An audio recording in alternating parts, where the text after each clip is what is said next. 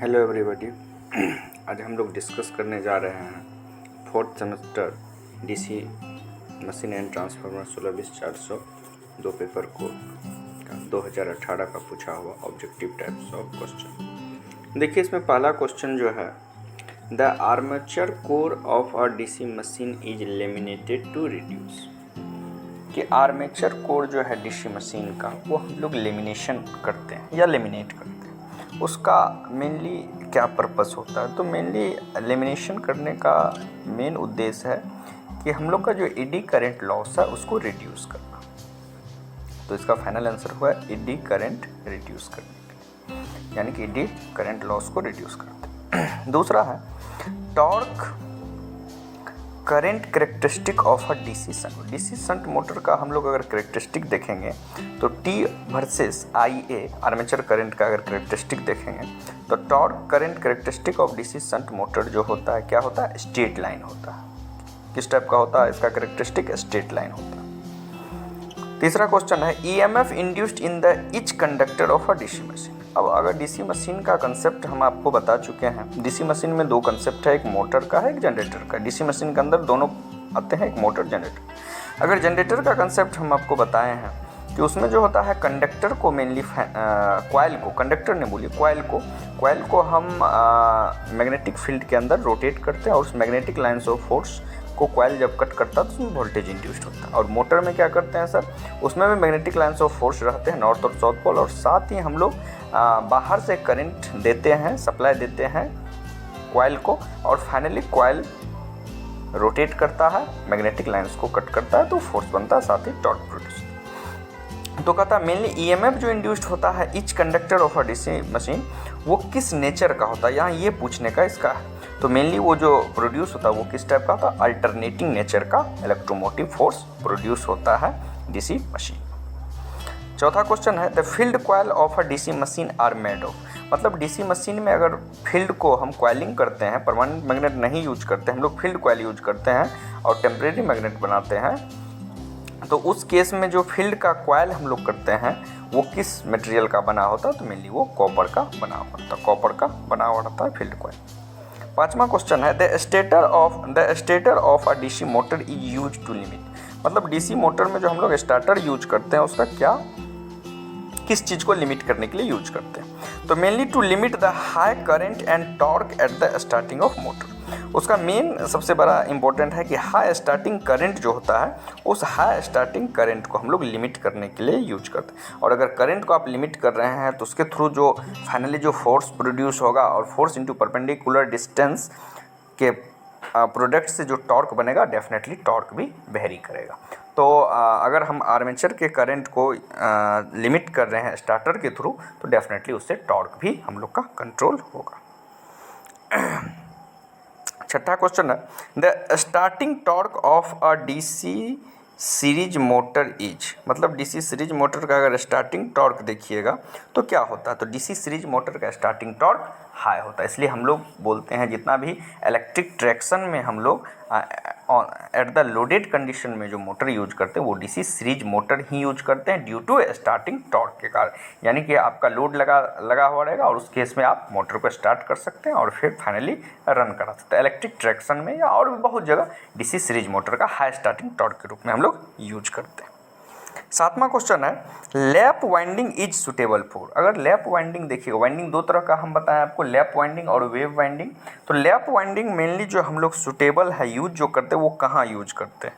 तो ये यूज करते हैं फॉर हाई करंट के लिए। लैप वाइंडिंग कहाँ यूज करते हैं? देखिए, एक ही क्वेश्चन को दो तीन तरीके से पूछ सकता है। इससे पहले भी हम लोग लैप वाइंडिंग पे डिस्कस कर चुके हैं प्रीवियस ईयर क्वेश्चन में ही, और यहाँ भी हम लोग डिस्कस कर रहे हैं कि लैप वाइंडिंग मेनली यूज किया जाता है high current and low voltage of DC machine के। लैप वाइंडिंग के लिए ये क्वेश्चन याद कर लीजिए, 2 बार 3 बार ये क्वेश्चन रिपीट कर चुका है। तो लैप वाइंडिंग मेनली हम लोग यूज करते हैं हाई करंट के लिए और लो वोल्टेज रेटिंग के लिए फॉर अ डीसी मशीन। आठवां क्वेश्चन है द फ्लक्स। कहता है if the flux in a DC motor is decreased the speed of motor wheel. कहता है अगर फ्लक्स डीसी मोटर का डिक्रीज कर रहा है उस केस में स्पीड पे क्या इफेक्ट पड़ेगा उसका?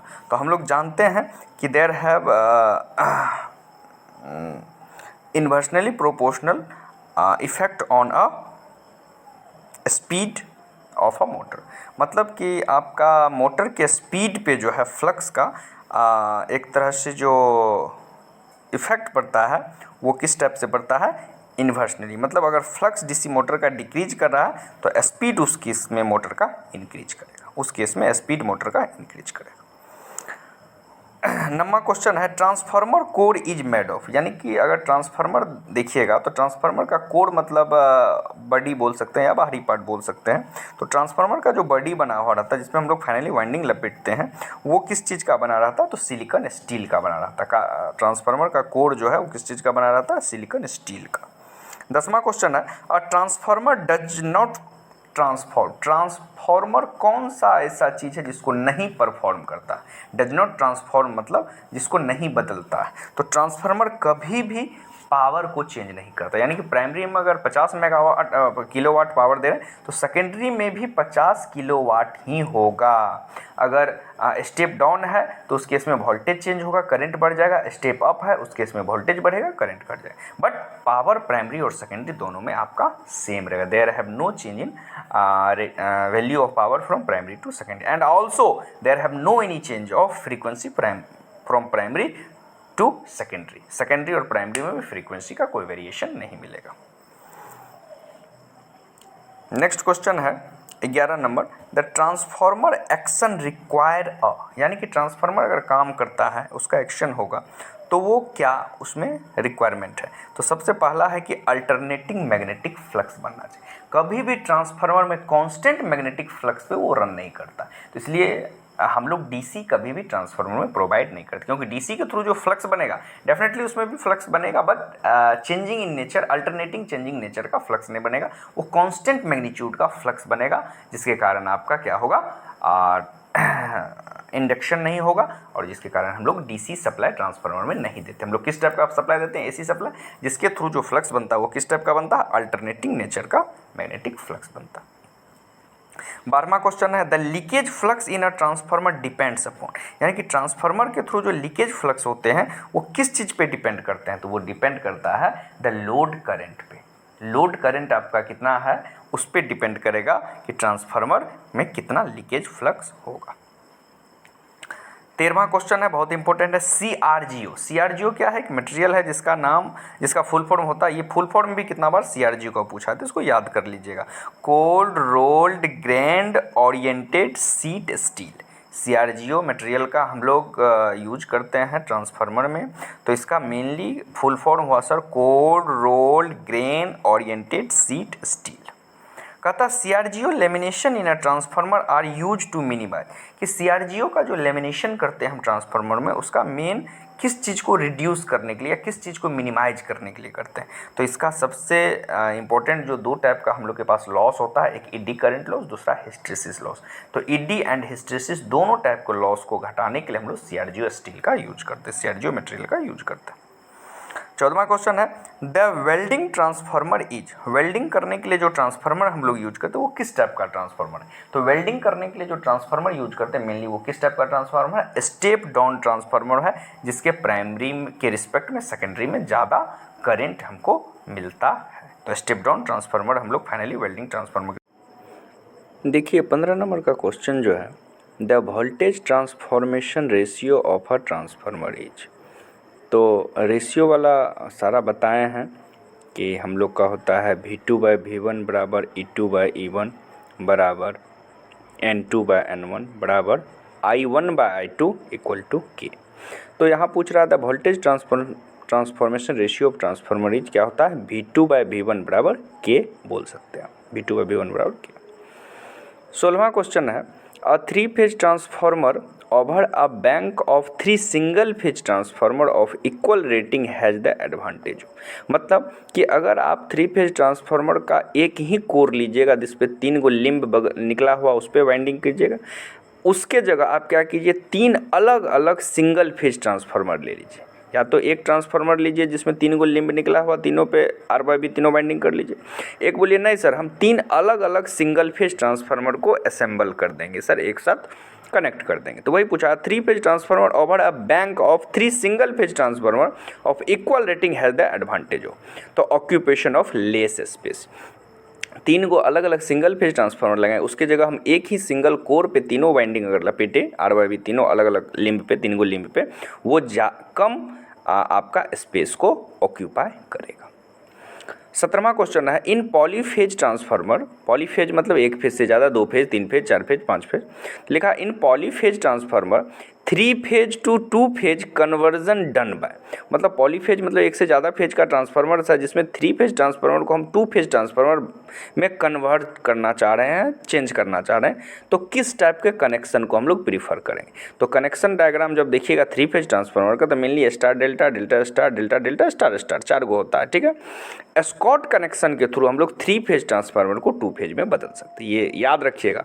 वैसे ट्रांसफार्मर का 3 फेज ट्रांसफार्मर का कनेक्शन देखिएगा star star, star delta, delta star, delta delta, ये 4 तरह का कनेक्शन देखते हैं, लेकिन एस्कॉर्ट कनेक्शन के थ्रू हम लोग 3 फेज को 2 फेज में चेंज कर सकते हैं।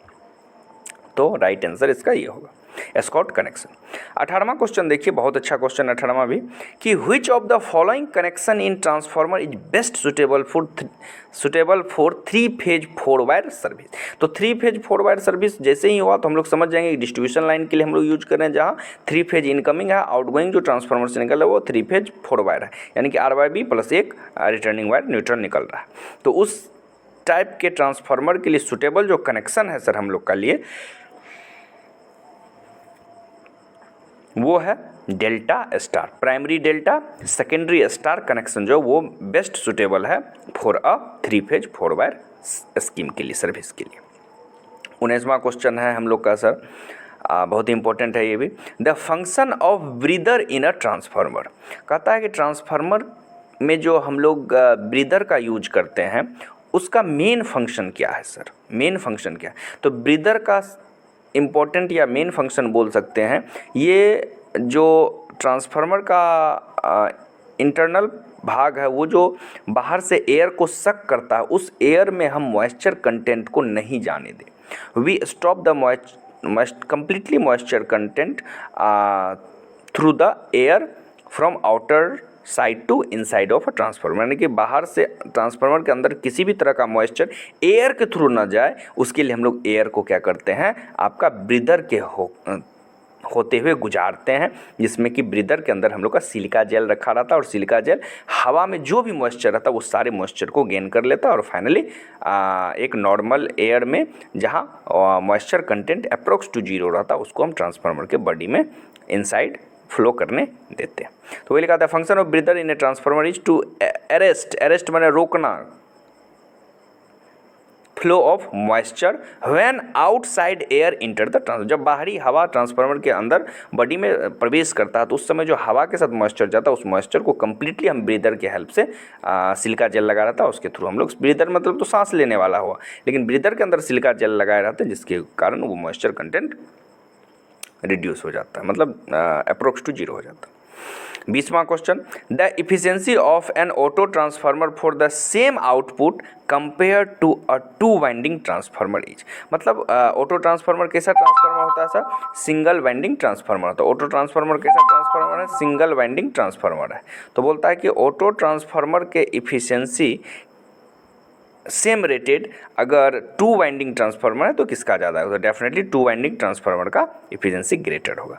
तो क्वेश्चन क्या करा, the efficiency of an auto transformer for the same output compare to a 2 winding transformer is, auto transformer का क्या होगा efficiency compare to same rating का 2 वाइंडिंग ट्रांसफार्मर, तो ऑटो ट्रांसफार्मर का इफिशियंसी डेफिनेटली ज़्यादा होगा, ग्रेटर होगा कंपेयर टू 2 वाइंडिंग ट्रांसफार्मर। तो ये टोटल 20 क्वेश्चन था, 2 क्वेश्चन है जो 2018 में पूछा गया था 4th सेमेस्टर के एग्ज़ाम में, डीसी मशीन इलेक्ट्रिकल ब्रांच के डीसी मशीन एंड ट्रांसफार्मर, और वो टोटल 20 क्वेश्चन को हमने अकॉर्डिंग टू रिक्वायरमेंट जितना था उसमें कंसेप्ट का, वो सारे कंसेप्ट देके हमने डिस्कस किया, और आप लोग इसको 2-3 बार इसको देखिएगा, जिससे कि आपको जो मोटा मोटी रिक्वायर्ड कंसेप्ट है वो आपको पता चल जाएगा, और आने वाले जो आपके सेमेस्टर एग्जाम है उनमें भी आपको हेल्प मिलेगा। साथ ही इसके रिलेटेड दूसरा भी क्वेश्चन अगर पूछता है तो ये जो एक्स्ट्रा कंसेप्ट बताते हैं वो कंसेप्ट आप वहाँ यूज कर सकते हैं। तो चलिए, थैंक यू आप लोगों को, और फिर हम लोग नेक्स्ट मिलते हैं।